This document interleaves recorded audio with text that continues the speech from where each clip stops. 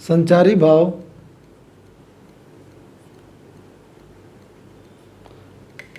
समय समय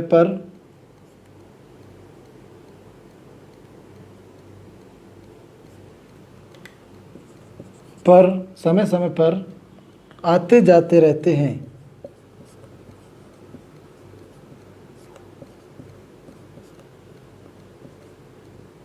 आते जाते रहते हैं, या फिर ये कहा जाए कि संचारी भाव उत्पन्न होने के बाद पल भर में संचारी भाव, इसको लिख दो ऐसे ब्रैकेट में, संचारी भाव उत्पन्न होने के बाद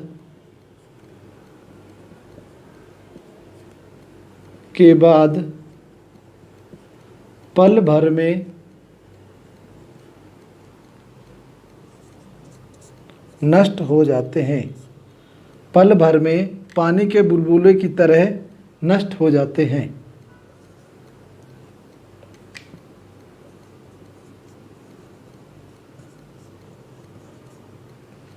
ठीक है, ये किसी एक स्थायी भाव के मित्र न होकर के, आगे लिखो, ये किसी एक स्थायी भाव के मित्र न होकर के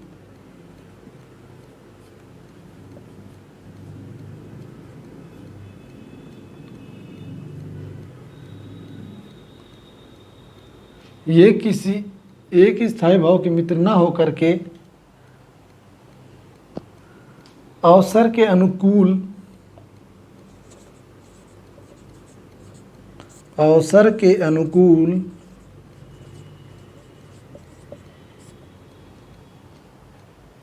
अनेक स्थायी भावों का साथ देते हैं।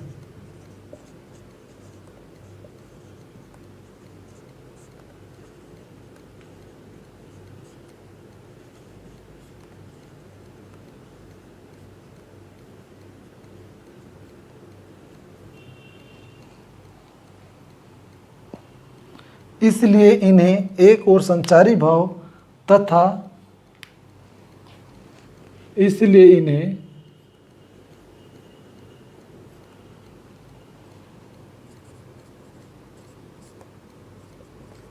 एक और संचारी भाव तथा दूसरी ओर व्यभिचारी भाव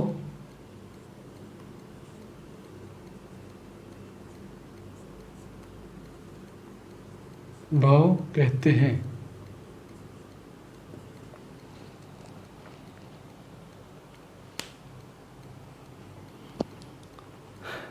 तो ये तो था हमारे रस के तत्वों के बारे में। ठीक है, रस के तत्वों के बारे में आज हमने पूरा डिटेल में पढ़ा। अब कुछ क्वेश्चन मैं बोलता जाऊंगा, आप लोग लिखते जाएंगे, जो इम्पोर्टेंट होंगे क्वेश्चन आप लिख लेंगे और उसके मैं आंसर ही बताऊंगा। लिखो, सर्वप्रथम रस का प्रयोग किस ग्रंथ में किया गया था? सर्वप्रथम रस का प्रयोग किस ग्रंथ में किया गया था? सर्वप्रथम रस का प्रयोग किस ग्रंथ में किया गया था? तो लिखोगे तैत्तिरीयोपनिषद। तैत्तिरीयोपनिषद। एग्जाम में पूछता है सर्वप्रथम रस का प्रयोग किस ग्रंथ में किया गया था, तो आप बताओगे तैत्तिरीयोपनिषद। नेक्स्ट लिखोगे सर्वप्रथम रस शब्द का प्रयोग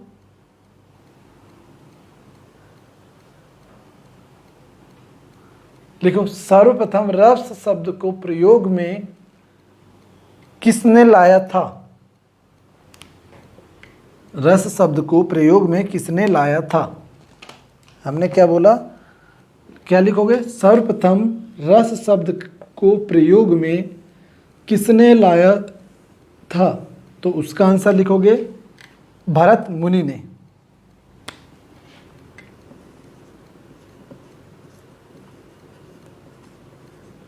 भरत मुनि ने सर्वप्रथम रस शब्द को प्रयोग में लाया था। ठीक है, इसके बाद आगे लिखो, भरत मुनि ने किस ग्रंथ पर रस को प्रयोग में लाया था? तो उसका नाम क्या होगा? नाट्य शास्त्र। आगे भरत मुनि ने रस शब्द का पर सबसे पहले विचार किस ग्रंथ में किया था, या अपने किस रचना में किया था? भरत मुनि ने सबसे पहले रस शब्द का विचार या उल्लेख अपने किस ग्रंथ में किया था? तो क्या लिखोगे? नाट्य शास्त्र में। नाट्य शास्त्र को पंचम वेद किसने कहा था? नाट्य शास्त्र को, सबसे इंपॉर्टेंट है, नाट्य शास्त्र को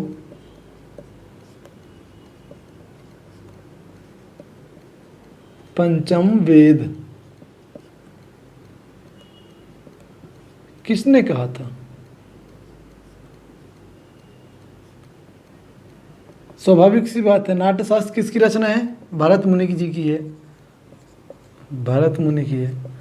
तो उन्हीं ने कहा होगा इसको पंचम वेद।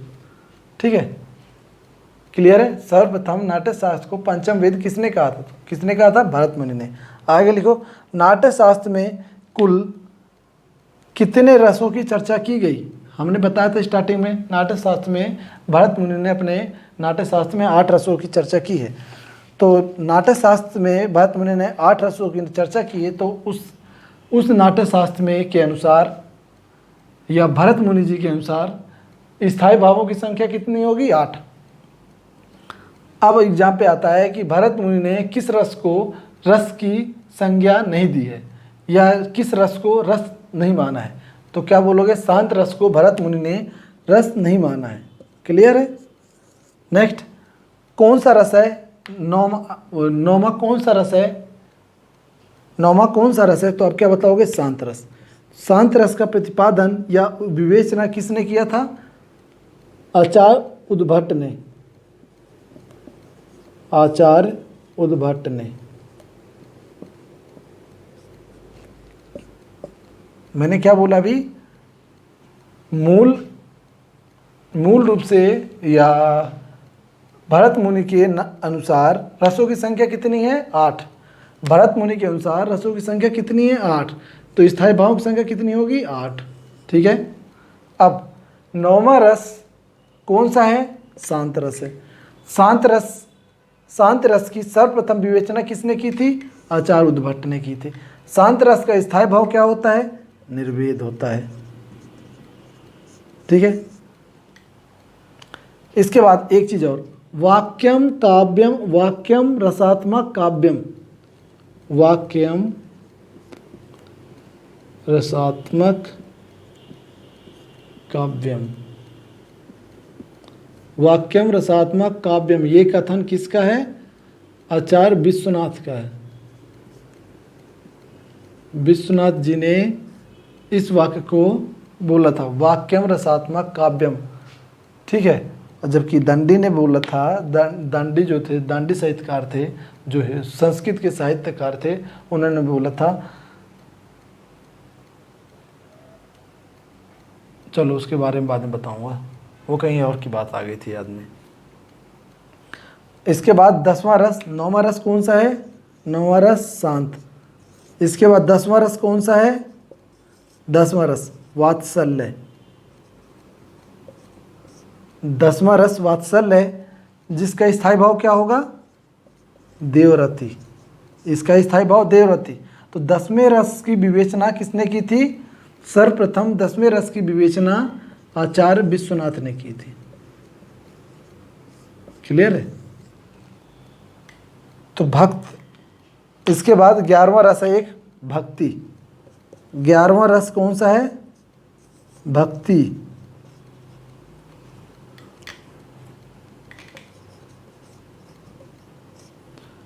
भक्ति रस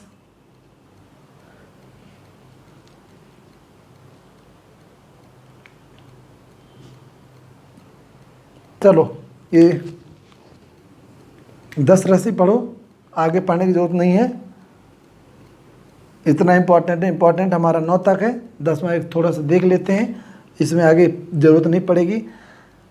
आगे पर देख लो, भरत मुनि के अनुसार स्थायी भाव, भरत मुनि के अनुसार रस के तत्वों की संख्या कितनी है? ये चीज़ बताना भूल गया। भरत मुनि के अनुसार रस के तत्वों की संख्या कितनी है? तो रस के तत्वों की संख्या कितनी है? 3। मैंने बताया कौन कौन से? अनुभव, विभव, संचारी भाव।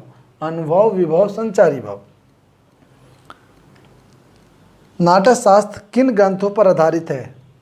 इंपॉर्टेंट, नाट्य शास्त्र किन ग्रंथों पर आधारित है? तो क्या बोलोगे? वेदों पर आधारित है। नाट्य शास्त्र किन ग्रंथों पर आधारित है? तो नाट्य शास्त्र जब इन्होंने लिखा था, भरत मुनि ने जब नाट्य शास्त्र की रचना कर रहे थे, तो इन्होंने उसका कारण दिया था कि नाट्य शास्त्र में वेदों का सार तत्व समाहित है। जो हमारे 4 वेद हैं, ऋग्वेद, सामवेद, यजुर्वेद, अथर्ववेद, तो इन चारों वेदों का जो सार तत्व है वो नाट्य शास्त्र में इन्होंने अपने समाहित किया है। तो इसीलिए बोले कि नाट्य शास्त्र किन ग्रंथों पर आधारित है? तो क्या बोलोगे? नाट्य शास्त्र वेदों पर आधारित है। वेदों पर, ग्रंथों पर नहीं। क्वेश्चन में क्या था? नाट्य शास्त्र किन ग्रंथों पर आधारित है? तो आप क्या बोलोगे? नाट्य शास्त्र वेदों पर, मतलब 4 वेदों का संकलन है, तो इसलिए हम क्या बोलते हैं? वेदों पर आधारित है। क्लियर है? तो आज की क्लास, और ये देख लो, स्थायी भावों की संख्या 9, विभव की संख्या 2, अनुभवों की संख्या 4 और संचारी भावों की संख्या 33। अब संचारी भावों की संख्या 33 है, तो हम 33 तो नाम याद नहीं रख सकते, बस इतना याद रख सकते हैं कि हाँ संचारी भाव कितने हैं? 33। तो इसमें इतना ही है, बाकी संचारी भाव में कुछ पढ़ने की जरूरत नहीं है। तो आज की क्लास हम यहीं पे समाप्त कर रहे हैं, अगली क्लास में मिलेंगे। धन्यवाद।